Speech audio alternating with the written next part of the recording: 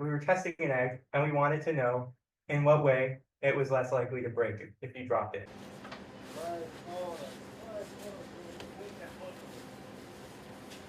And we found for the same height, the egg was more likely to break in the vertical orientation than in the horizontal orientation.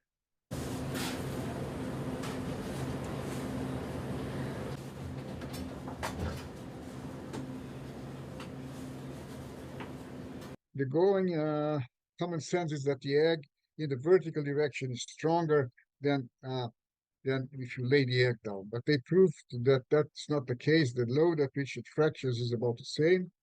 The energy absorbed is actually higher if you lay the egg sideways.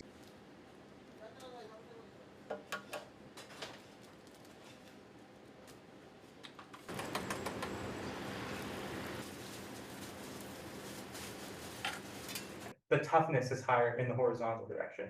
And so this is kind of counterintuitive if you frame it as like, which way is an egg stronger? Because when we colloquially use the term strong, we kind of conflate all these different things. Stiffness, toughness, strength, they're all kind of the same word in a colloquial sense.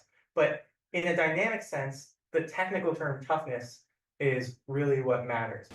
Va a aparecer en Instagram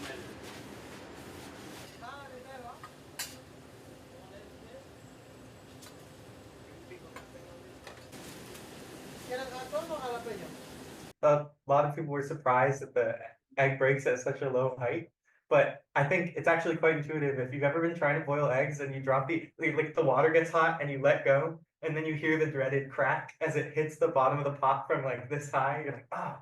So it actually doesn't, it turns out like when you're hitting a very stiff surface, the level, you don't need to drop it from that high before it breaks.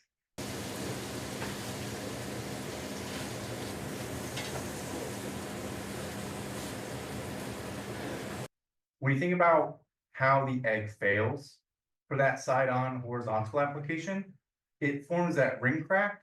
And for our purposes of cooking and eating, it's really easy to get the yolk out that way. So in that context, you do want to crack it on its side, right? You don't want to do it on the tip because then it makes that spiderweb crack and it's really not conducive to retrieving its contents.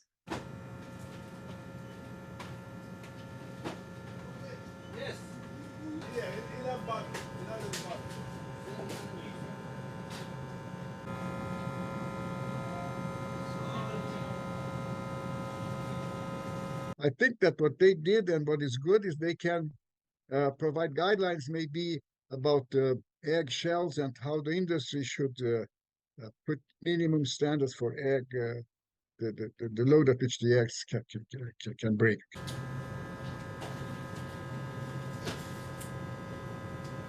In general, this is something we try to do in the group and at MIT in general, of not just accepting things the way they are, constantly challenging everything around you and thinking critically about even the mundane things.